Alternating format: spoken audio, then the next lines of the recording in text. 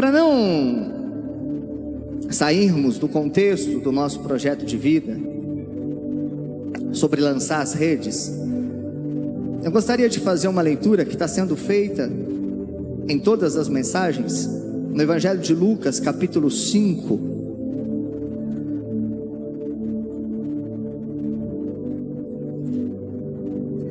E eu quero ler com você o versículo de número 5 e versículo de número 6. Lucas 5 e 6, que diz assim: Simão respondeu: Mestre, trabalhamos duro a noite toda e não pegamos nada, mas por ser o Senhor quem nos pede, eu vou lançar as redes novamente. E dessa vez as redes ficaram tão cheias de peixe que começaram a se rasgar. E agora eu quero ler com você a parte A de 2 Timóteo, capítulo 4 e versículo 21. 2 Timóteo 4, 21, apenas a parte A. Faça todo o possível para estar aqui antes do inverno. Amém? Enquanto eu pensava e orava e buscava uma direção de Deus para ministrar uma palavra para o seu coração, Deus ministrou uma palavra no meu coração, enquanto eu lia as cartas que Paulo escreveu para Timóteo. A primeira carta que Paulo escreveu para Timóteo é uma carta cheia de alegria, cheia de projetos a serem feitos, uma jornada que se desenrola pela frente. E a segunda carta é uma carta um pouco mais melancólica, quase que uma carta de despedida. Mas em ambas essas cartas nós temos uma lição prática sobre a nossa missão como igreja, e também sobre a nossa missão como membro neste corpo, porque nós agimos como um grupo, nós agimos como um corpo único. Mas para que um corpo funcione e desempenhe bem as funções que competem ao corpo, cada membro precisa cumprir a missão que corresponde a ele.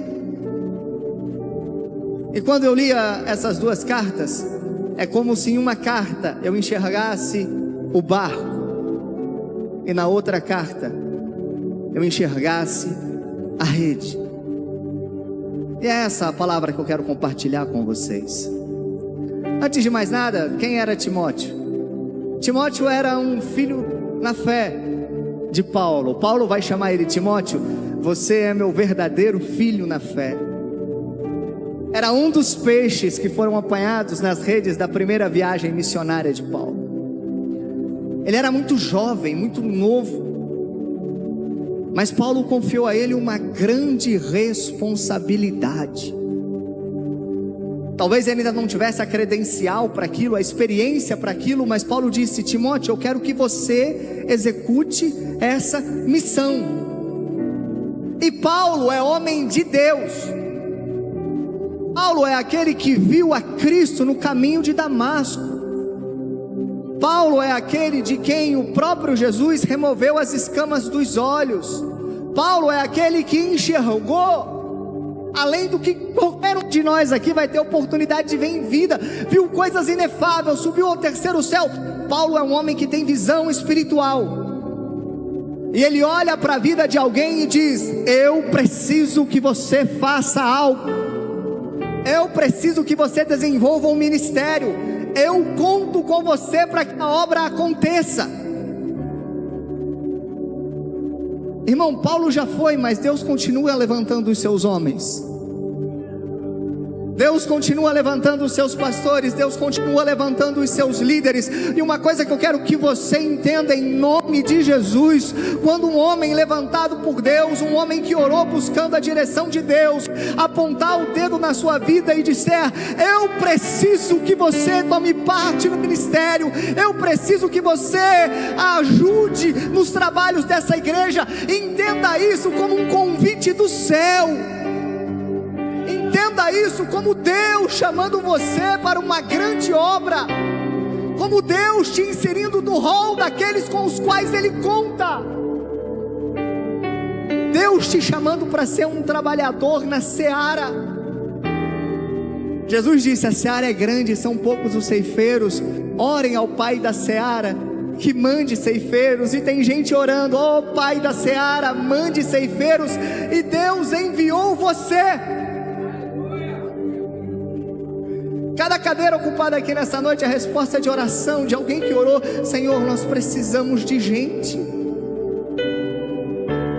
Então, quando alguém estender a mão na sua direção e dizer: ei, irmão, vem ajudar, venha. Não perca a oportunidade de trabalhar pelo crescimento do reino de Deus. Paulo olha para Timóteo, jovem, inexperiente, e diz: Timóteo, tenho uma missão para você. E que missão é essa? Fica. Primeira carta de Paulo a Timóteo, capítulo 3, versículo 4, Paulo vai dizer assim: como te roguei quando parti para Macedônia, que ficasses em Éfeso, para advertires a alguns que não ensine outra doutrina, nem deem ouvidos a fábulas ou genealogias infantis, mas que produzam questões que tragam edificação de Deus, que consiste na fé. Volto a pedir para você: fica. Paulo chama um obreiro jovem e diz: eu preciso ir para Macedônia, mas eu preciso que alguém fique em Éfeso, uma das mais importantes comunidades cristãs daquele tempo. Eu preciso que você fique aí. E essa é a missão, dizendo: eu preciso que você cuide do todo.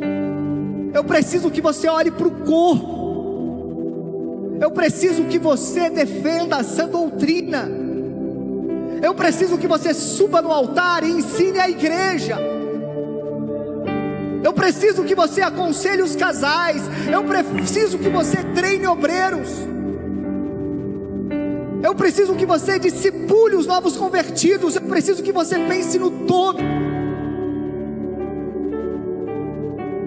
Ah, mas eu sou jovem demais. A gente sempre dá uma desculpa: eu sou jovem demais. Paulo vai dizer que ninguém despreze a sua mocidade, mas que pelo contrário você seja exemplo dos fiéis, no trato, na postura, nas palavras, nas convicções. Fica aí.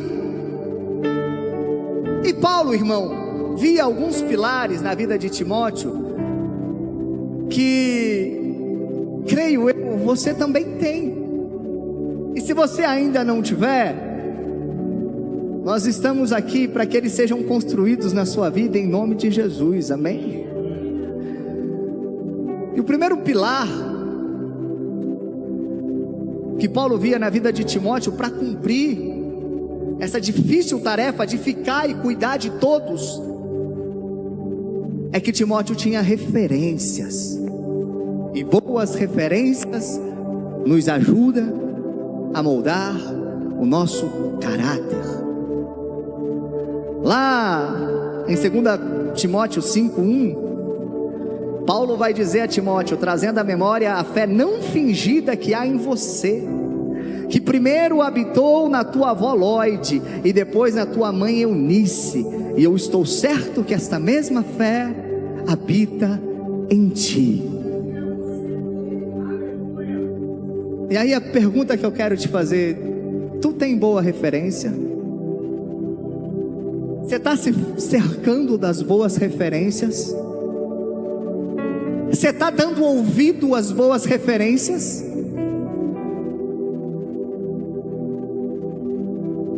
Quais as palavras que ditam o ritmo da sua caminhada? Quais as palavras que te motivam? São palavras alinhadas com o céu? Você tem gente que ministra a palavra, o evangelho do reino sobre a sua vida? No seu círculo de amigos tem gente que diz: estou orando por você?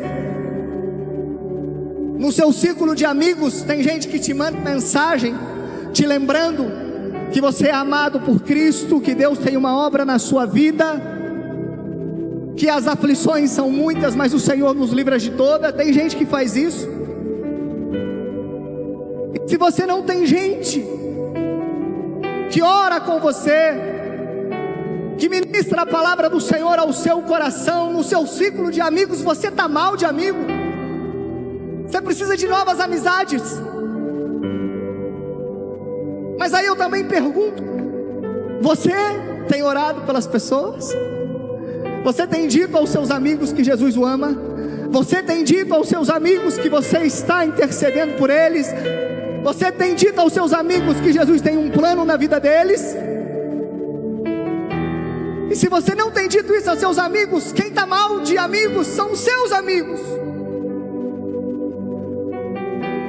Nós precisamos de boas referências, e nós precisamos ser boas referências.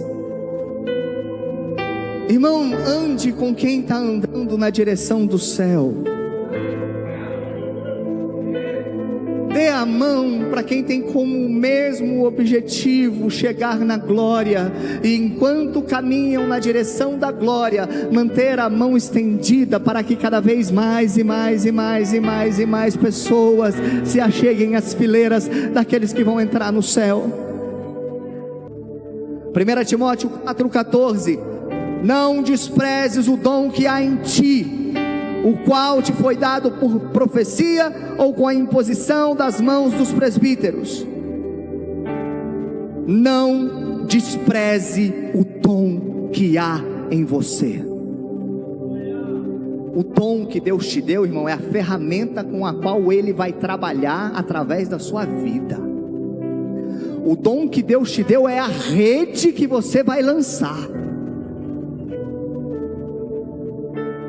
Dom, a King James em língua inglesa diz spiritual gifts, ou presentes espirituais.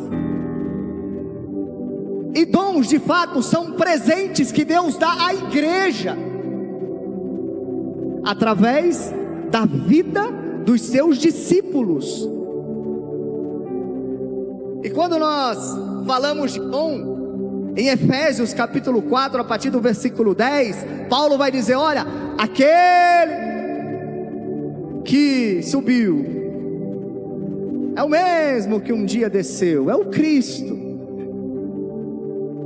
E para cumprir a sua obra, querendo o aperfeiçoamento dos santos, para que o corpo de Cristo fosse edificado, Ele chamou alguns para apóstolos, chamou outros para profetas, chamou outros para evangelistas, chamou outros para pastores, e chamou outros para mestres ou doutores. E aí, talvez você tenha ficado chateado agora, dizendo: poxa, eu não me encaixo. A igreja tem os seus apóstolos, tem os seus pastores, os seus mestres, os seus evangelistas, os seus profetas. Eu não me encaixo, eu não sou útil. Bom, vamos estender um pouco mais essa lista. Em 1 Coríntios 12, a partir do verso 7, o mesmo Senhor, o mesmo Deus, multiformes manifestações do mesmo Espírito, dando utilidade a todo membro do corpo. Então alguns terão palavra da sabedoria, outros terão palavra do conhecimento, outros terão fé, outros terão dons de curar, outros operarão maravilhas, outros falarão profecias, outros discernirão o Espírito, alguns terão variedades de língua e alguns interpretarão as línguas. Talvez você se encaixe aqui agora. Você já orou em línguas? Você já orou por alguém? Você já orou por alguém que estava com uma dor de cabeça e a pessoa foi curada? Você já aconselhou alguém? Você já subiu nesse altar e Deus te usou? Mas talvez tenha alguém aí que disse: não, eu ainda não me senti encaixado, pastor, ainda não me senti fazendo parte. Vamos aumentar a lista? Escrevendo aos Romanos, no capítulo 12, a partir do versículo 5, Paulo vai dizer: nós somos muitas partes, mas o corpo é um só. e nós somos participantes um dos outros, completando uns aos outros. Então, alguns vão ensinar, alguns vão exortar, tem gente que vai repartir, tem gente que vai ofertar, tem gente que vai presidir, gerenciar, liderar, tem gente que vai recepcionar, cuidar, tem gente que vai exercer alegremente a misericórdia, tem gente que vai profetizar com fé, tem gente que vai profetizar com muita fé, e tem gente que vai profetizar com pouca fé, tem gente que vai sorrir com a alegria do outro, tem gente que vai chorar com a tristeza do outro, tem gente que vai ofertar com liberalidade, tem gente que vai exercer um amor em toda a plenitude, tem gente que vai perseverar em oração, e tem gente que vai ser abençoador da vida do seu irmão. Ou seja, tem utilidade para todo mundo, sim.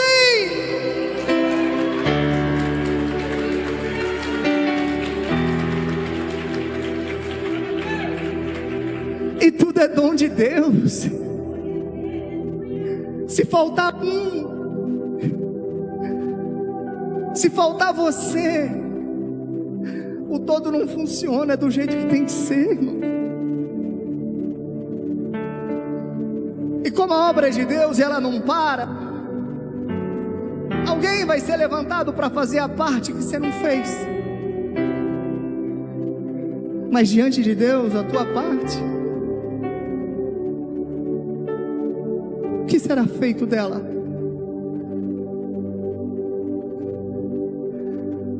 A gente cantava muito na Assembleia, que era: posso tendo as mãos vazias, com Jesus eu me encontrar, quantas almas eu poderia ao Senhor apresentar. Em nome de Jesus, que as suas mãos estejam cheias de utilidade para o reino de Deus, porque você tem utilidade. O reino conta com você, o corpo conta com você. Dentro do nosso ouvido tem um negocinho chamado aparelho vestibular. Lá dentro tem uma pecinha minúscula comparado a um fêmur, que se chama o trículo, e dentro dele tem um líquido. Você já fez exame para saber como está o trículo? Mas o coração a gente faz, o rim a gente faz. Parece que ele não tem muita utilidade, mas se tiver um leve distúrbio no nivelamento daquele líquido dentro do trículo, no aparelho vestibular do seu ouvido, você não para de pé. É a origem da labirintite. Todo mundo tem utilidade, e Deus conta com você para esse corpo seguir em pé.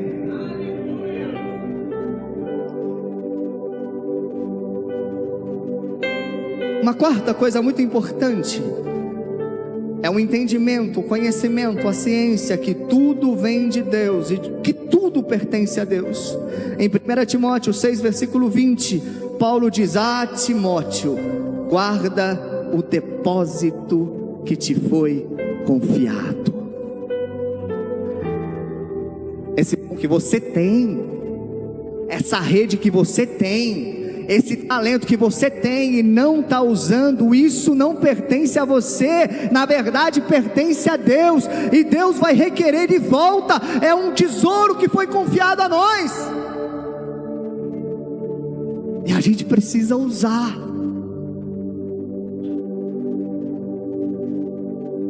E é isso Paulo dizendo a Timóteo: Timóteo, fica e usa tudo isso, edifica o corpo, cuida de todo mundo. E essa é a essência da primeira carta de Paulo a Timóteo. Fica aí cuidando do corpo, cuide de todos, edifique o corpo. Mas a segunda carta tem um tom diferente. Paulo, ele está abandonado. Paulo está preso em Roma. Paulo teve que se defender de acusações pesadas, e diante do tribunal ele diz: ninguém apareceu para me ajudar,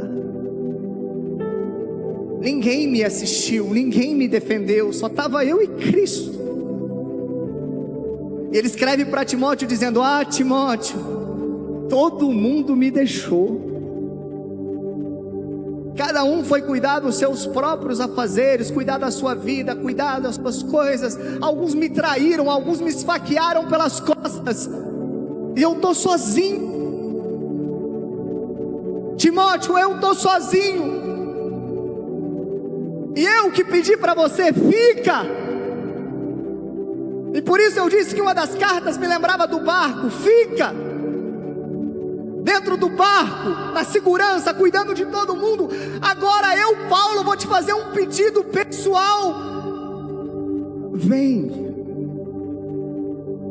sai de onde você está e vem ao meu encontro. Eu preciso de você, vem. E Paulo vai pedir, capítulo 4 de 2 Timóteo, Paulo vai pedir algumas coisas, dizendo assim: quando você vier, passa na casa de João Marcos e traz ele para mim, porque todo mundo me abandonou, e João Marcos vai ser meu amigo, vai ser suporte. E traz a minha capa. Se fosse hoje, traz a minha blusa de frio, porque eu estou desprotegido aqui. E traz os meus livros, e traz os meus pergaminhos.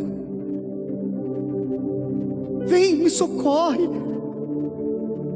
me traz as coisas que são preciosas e valiosas para mim. E ele vai fazer um pedido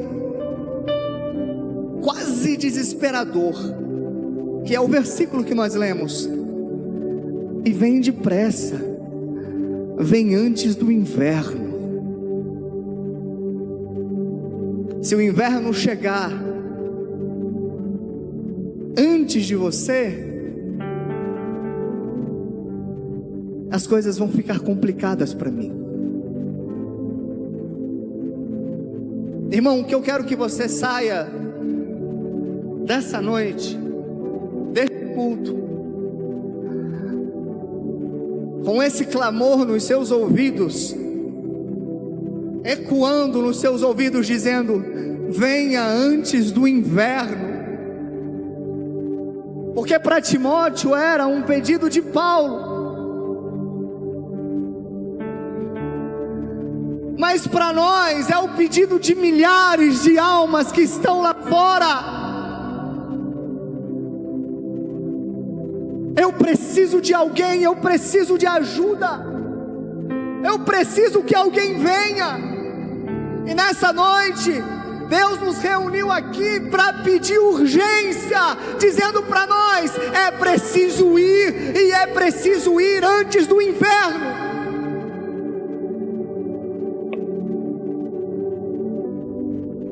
Me traz João Marcos significa que tem gente precisando de companhia, de amizade,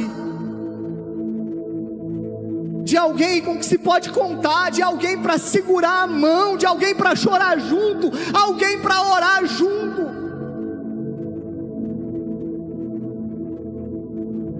Irmão, no velório da minha mãe não teve palavras que me confortavam. Tiveram pessoas que chegaram e disseram coisas lindas e maravilhosas, que entraram por um ouvido e saíram pelo outro, porque naquele momento as palavras não faziam a menor diferença. Mas teve gente que me abraçou e chorou junto. E quando alguém me abraçava e chorava junto, foi um momento em que a dor aliviava, porque tem horas que você só precisa de alguém para abraçar e chorar com você, e tem gente lá fora precisando de alguém só para abraçar e chorar. E talvez a rede que Deus está te dando nessa noite é lágrimas para chorar com alguém.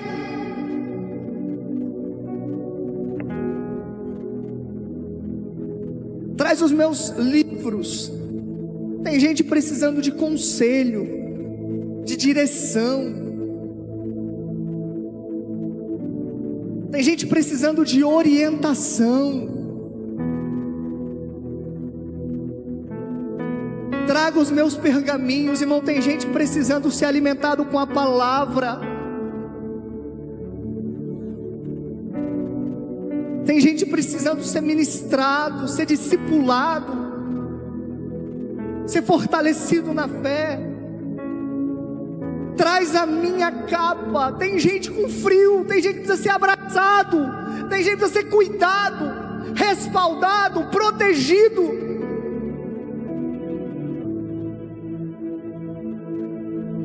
O Espírito tem queimado no meu coração durante toda essa semana. A gente precisa fazer isso antes do inverno chegar.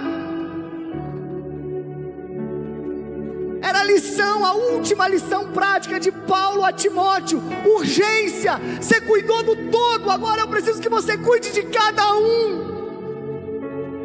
Aqui é bonito de ver uma igreja, mas cada um tem a sua história, cada um tem os seus problemas, cada um tem as suas dificuldades, e cada um tem a sua rede. Você precisa cuidar e precisa ser cuidado. Você precisa orar e precisa receber oração. Você precisa ministrar e precisa ser ministrado. E tem coisa que tem que ser feita rápido, porque quando o inverno chega, a pescaria fica complicada. Não sei nada de pescaria. Sou um péssimo pescador. Eu sou aquilo que as pessoas chamam de alimentador de peixe.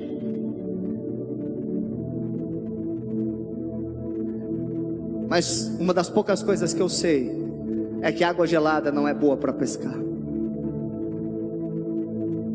Quando o inverno chega, o metabolismo dos peixes fica mais letárgico. Eles se movem menos, eles comem menos, as iscas ficam menos atrativas, os anzóis ficam menos funcionais. E a maioria das espécies tendem a descer mais fundo, tentando ajustar a temperatura do corpo a uma água mais convidativa. E quanto mais fundo eles descem, mais distante eles ficam das redes. Quando o inverno chega, você joga a rede e não pega mais nada.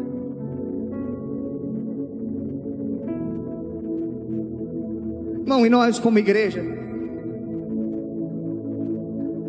nós cantamos aqui: nós não perdemos para a perseguição, nós não perdemos para o Coliseu, nós não perdemos para os leões, nós não perdemos para os imperadores, mas nós estamos perdendo para as drogas, nós estamos perdendo para a depressão, nós estamos perdendo para o suicídio, nós estamos perdendo para a apostasia, porque a gente está deixando o inverno chegar antes de nós.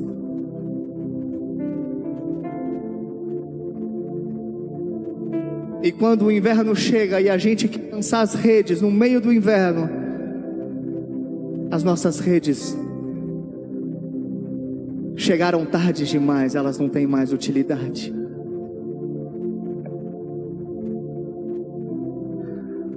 Mas em nome de Jesus, você pode levantar a sua mão? Eu quero profetizar uma palavra sobre a sua vida. Eu quero que você profetize essa mesma palavra sobre a minha vida. Amém? Eu não vou perder a minha família para o inverno. Eu não vou perder o meu ministério para o inverno. Eu não vou perder o meu casamento para o inverno. Eu não vou perder os meus amigos para o inverno. Eu não vou perder a igreja para o inverno. Eu vou chegar primeiro em nome de Jesus.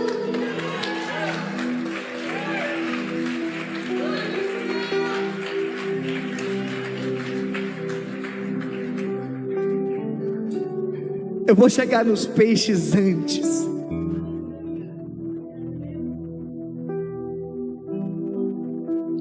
Em Em nome de Jesus, eu vou chegar primeiro, a minha rede vai ser eficiente. Eu vou cuidar do todo, mas eu vou cuidar de cada um que Deus colocar nas minhas mãos para cuidar.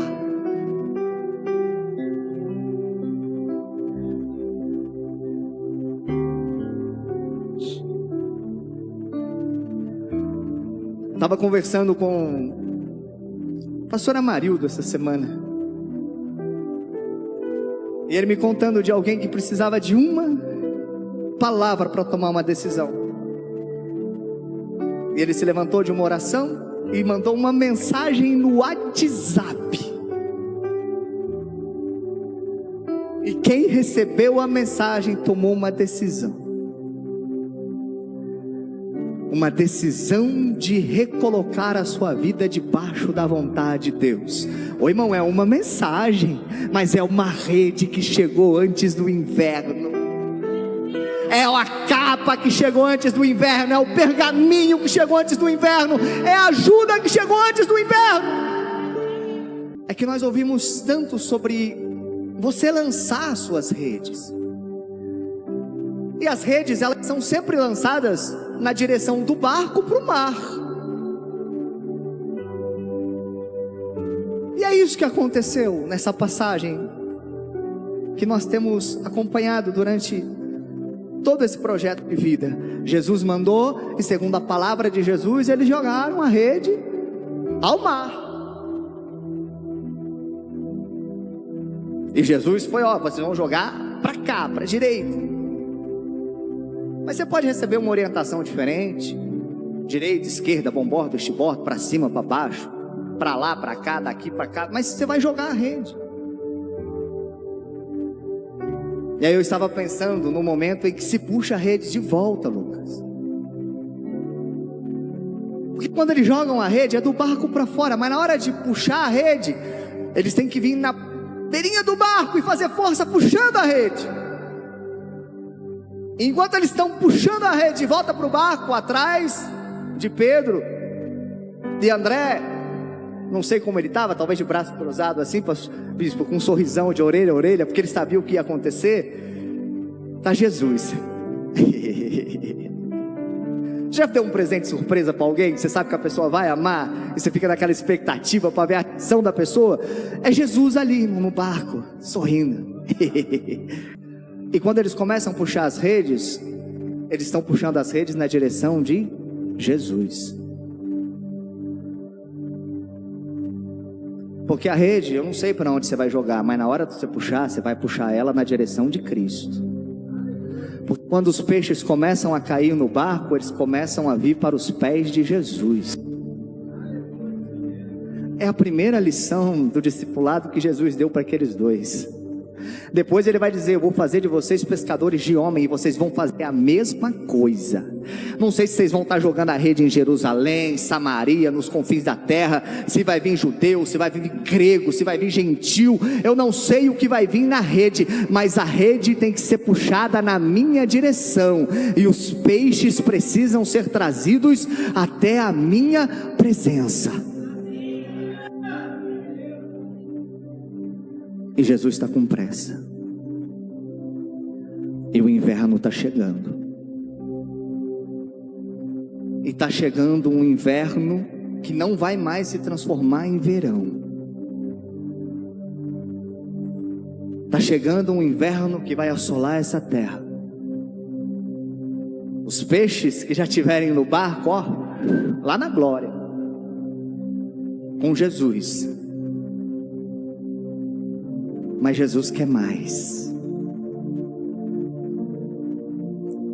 e Ele tem pressa. Sabe esse Jesus que queria você e você veio? Sabe esse Jesus que queria você e alguém jogou a rede e te puxou? Ele também quer o seu marido, Ele quer a sua esposa, Ele quer os seus pais, Ele quer os seus filhos, Ele quer os avós, Ele quer os seus vizinhos, Ele quer os seus companheiros de trabalho, Ele quer os seus familiares, os próximos e os distantes. Jesus quer o mar inteiro.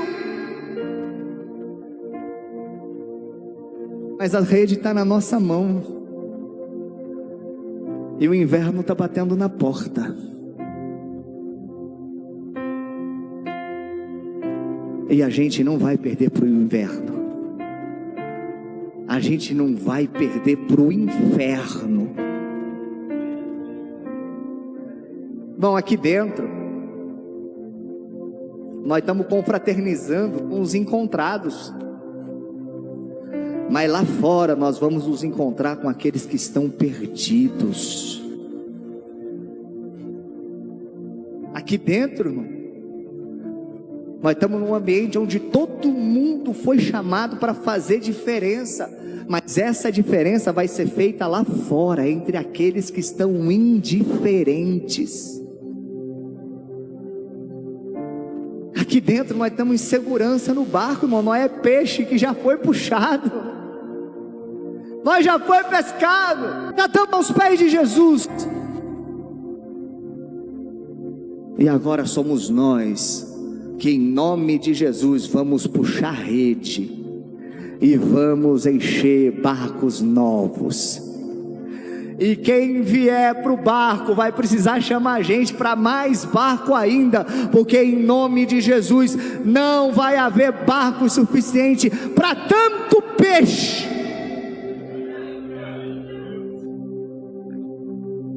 Que a nossa rede vai alcançar. Amém? Você pode se colocar de pé?